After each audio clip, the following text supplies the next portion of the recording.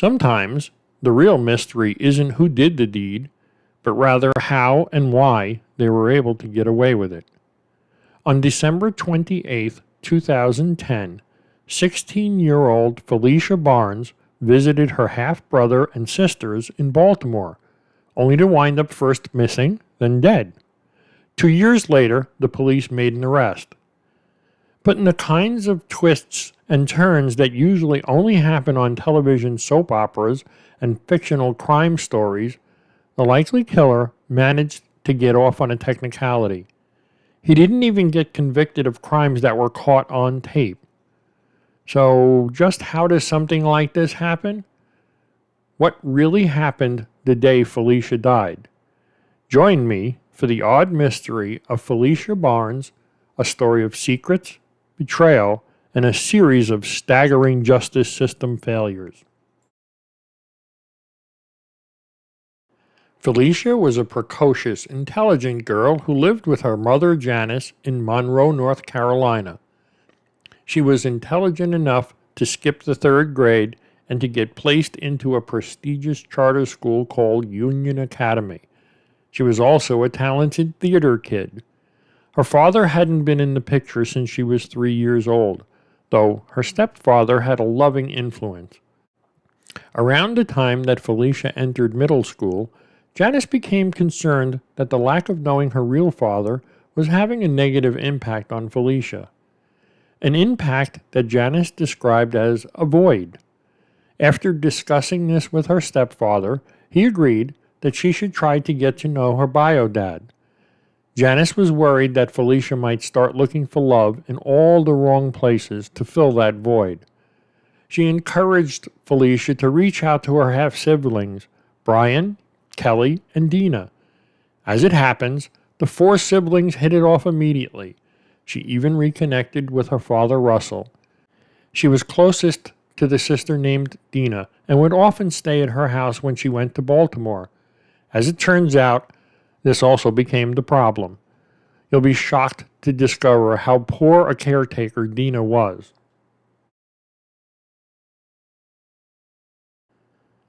Dina was in her late 20s, so there was a 12-year age difference with Phylicia at the time.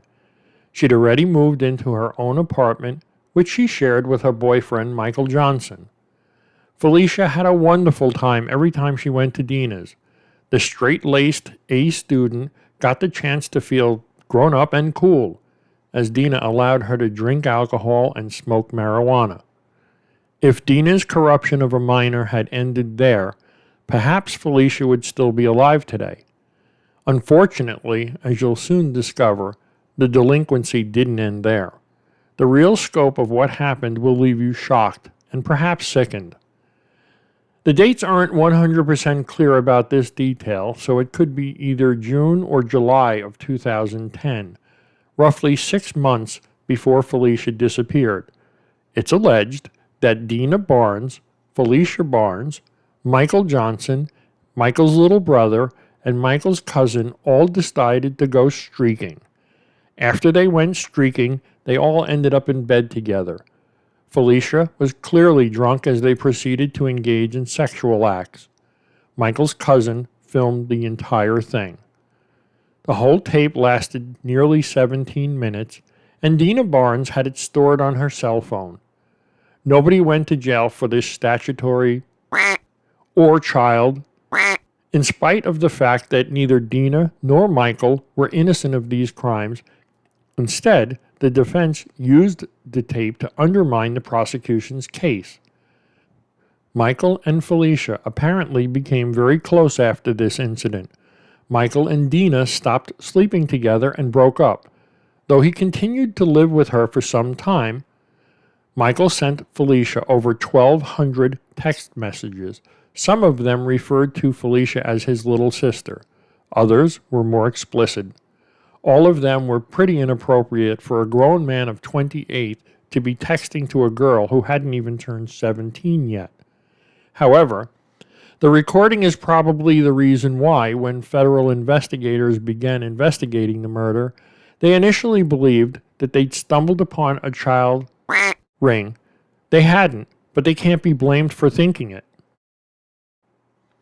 Despite Dina's other failures of judgment, she rarely left Phylicia alone when she was visiting. She typically went to work with either Dina or Kelly, but on that late December day, Phylicia slept in. Michael wasn't living with Dina anymore. He'd begun the process of moving out, but several of his relatives had stayed over, including his little brother. In fact, his baby brother was sleeping in the same bed as Phylicia that night. Kelly was supposed to pick up Phylicia that morning, but she decided to let her sleep. Meanwhile, Michael, who still had a key, went back to Dina's to pick up his little brother. He was supposed to take his brother to his grandmother's house. Michael also told Dina that Phylicia was still asleep. Later that day, Dina got a long text message from Michael suggesting that they should get back together, but Dina ignored it. At 3 p.m., Dina got a call instead.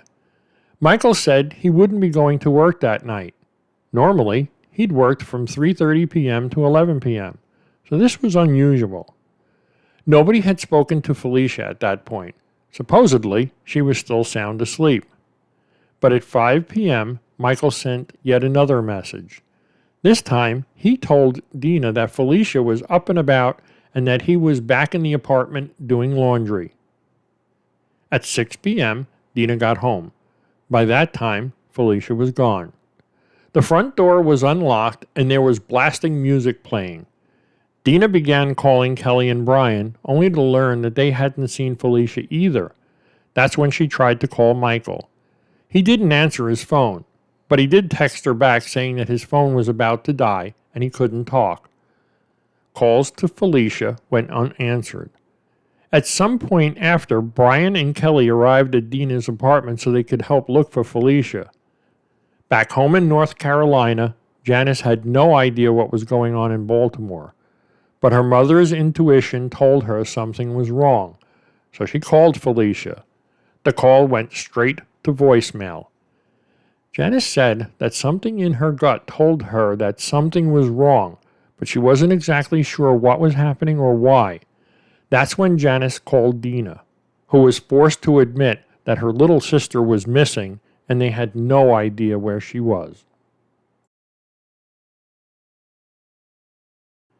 As is so often the case, when Dina called the police to tell them that her sister was missing, they initially dismissed her.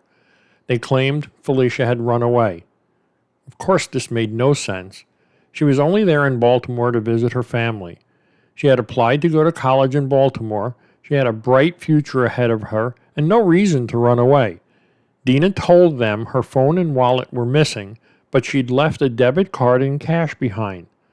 Running away from a city like Baltimore when she didn't know anyone or couldn't get around by herself because of her young age just simply didn't make sense. Besides, she was preparing to graduate high school and go on to college the following year. She was planning a future. Runaways don't typically do the kind of planning that Phylicia was doing. It might not have mattered to Phylicia herself if they'd responded any faster. Of course, Phylicia was likely dead long before Dina got home, but it might have mattered in their ability to prove the case later on. On December 30th, Janice went to Baltimore. Then on the 31st, Janice made her first public appearance to the media. On January 3rd, 2011, the Baltimore Police Department announced that the case was now being handled by the Homicide Division. The police said that the fact that she had not used her cell phone was concerning.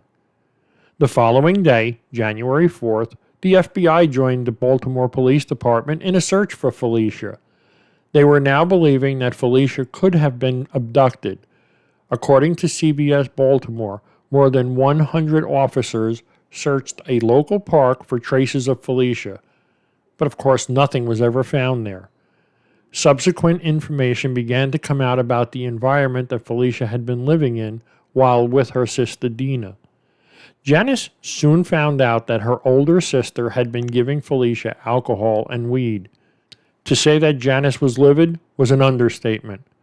According to CBS Baltimore, Janice tore into Dina, reminding her of how old Phylicia was and how could she allow her little sister to do those things. No one found the body until April 21st, 2011. Police eventually located it with the help of the Department of Natural Resources. They found her near the Conowingo Dam in the Susquehanna River, nearly 35 miles from Baltimore. On that day, they found two bodies, one male and one female. The female was confirmed to be Phylicia Barnes. The man turned out to be a man that allegedly committed suicide and subsequently ended up in the same place as Phylicia. Both were found the same day. His family confirmed that the man was suicidal and he went missing several weeks before they had found his body. Her body was sent off for an autopsy. Conditions in the water had damaged her body to the point where the police needed dental records to identify her. The police began investigating her death as a homicide.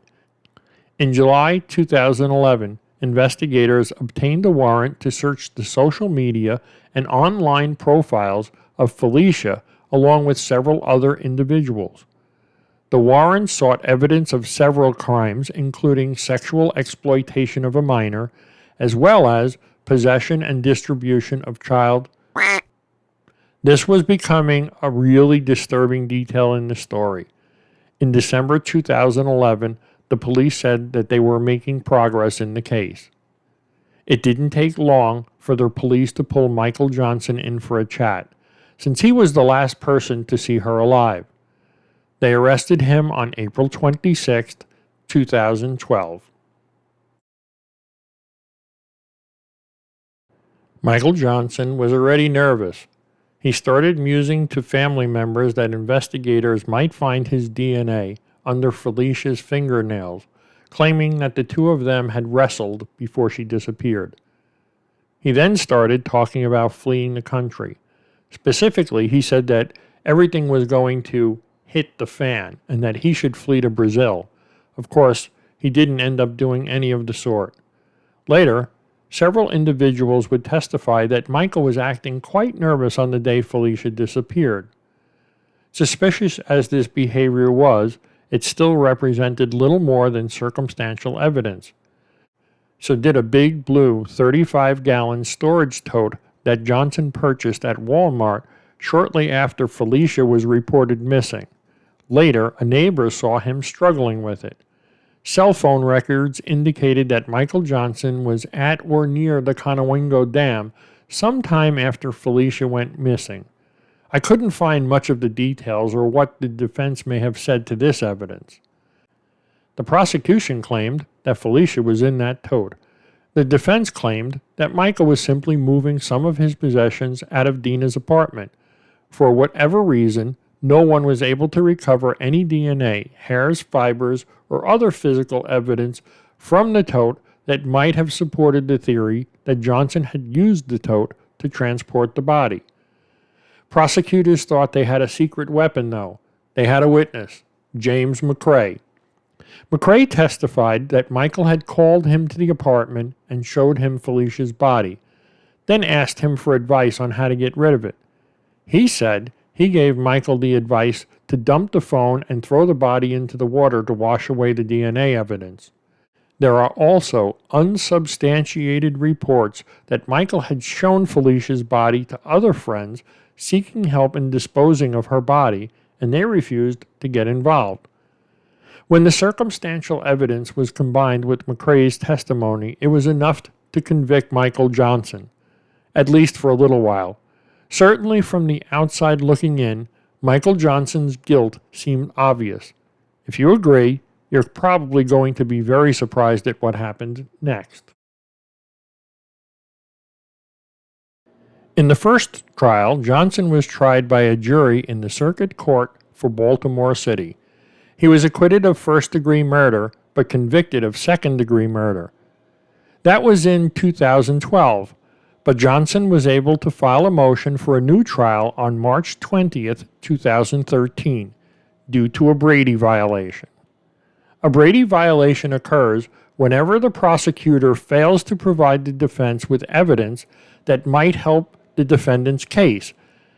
As you may know, in criminal trials, Prosecutors must share their information and evidence with the defense and are supposed to do so in a timely fashion.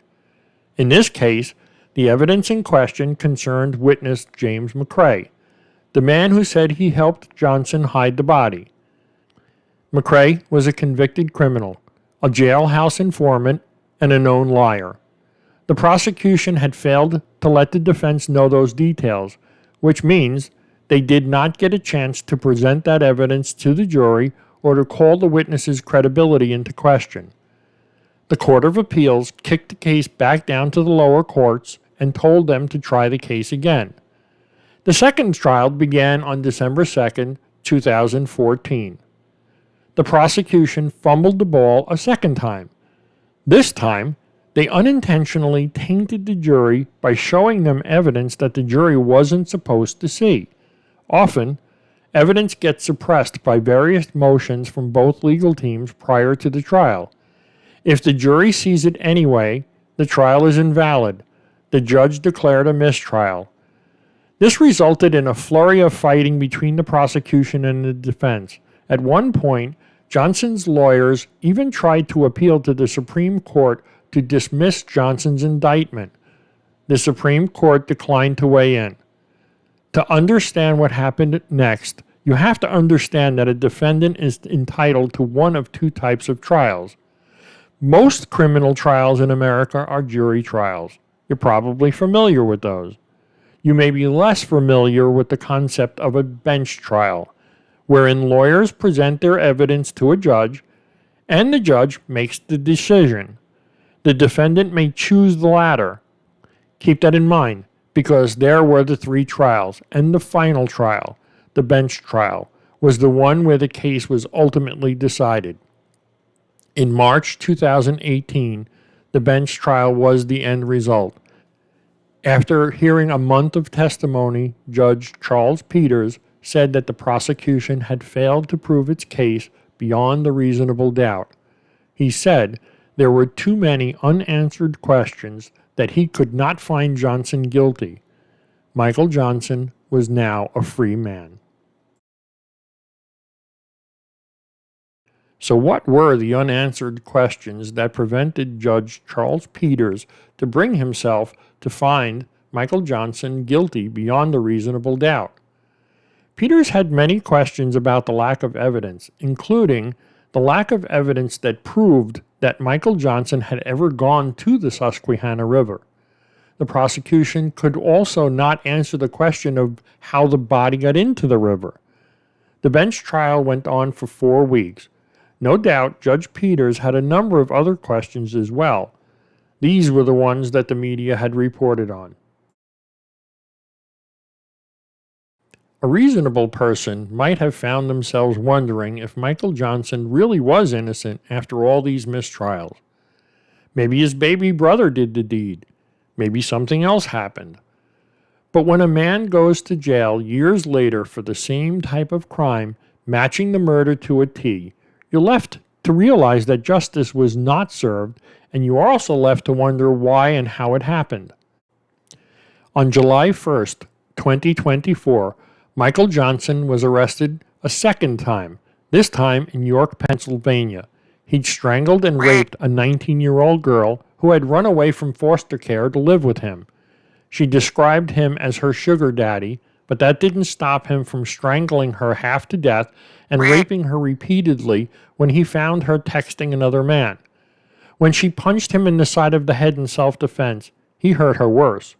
The assault went on for 6 hours. Fortunately, she survived, but her mouth and tongue were so swollen she had to make her report to the police and to her social worker by typing out her testimony on her phone.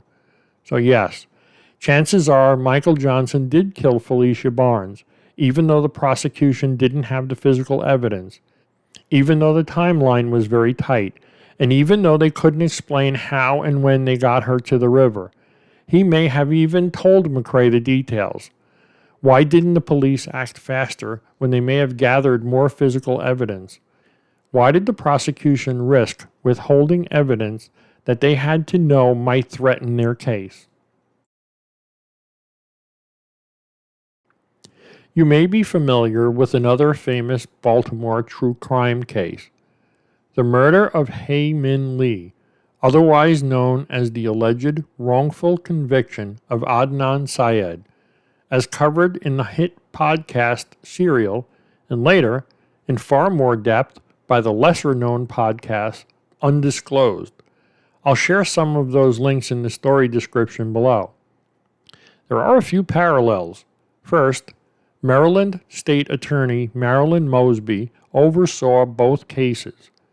Both cases involved prosecutors who cut corners, indulged in Brady violations, several in fact, and in the Hae Min Lee case, who turned to jailhouse informants and known liars to prop up their cases, offering incentives to get the testimony they wanted. Both cases involved police officers who had serious professional problems. William Ritz and Greg McGillivray were the lead detectives in the Hae Min Lee case, and they had a history of wrongful convictions obtained by using jailhouse informants to skewer vulnerable individuals on the stand. Neither were the lead detectives in Phylicia's case. That was Detective Daniel T. Nicholson IV, who had legal problems of his own. An illegal police search to find his own runaway daughter that included charges of second-degree assault and fourth-degree burglary. Nicholson was, at the very least, distracted, and perhaps made it even easier for Michael Johnson's defense attorneys to claim that the investigation had been shoddy and incomplete. Something seems deeply amiss with the law enforcement and prosecutorial engine in Baltimore, and so we're left with the mystery of when and how it will be fixed, and what will it take to do so.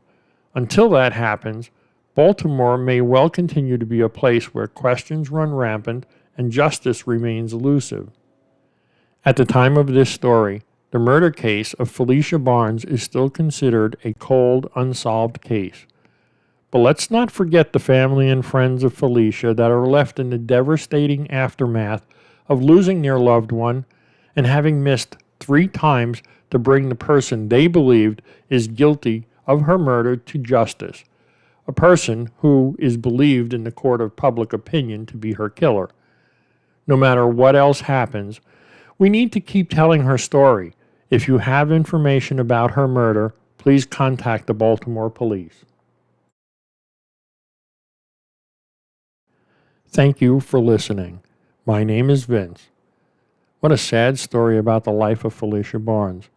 If there was something good to come out of this story, it was the enactment of Phylicia's Law, which will aid in the search for missing children. I do hope that one day the family of Phylicia finally receives the justice they so well seek. If you think this story was interesting, you might like the story of the Jameson families. Up at the top right-hand corner of your screen, you will find a box that will take you to that video. Please click there to watch it. In the meantime, thank you.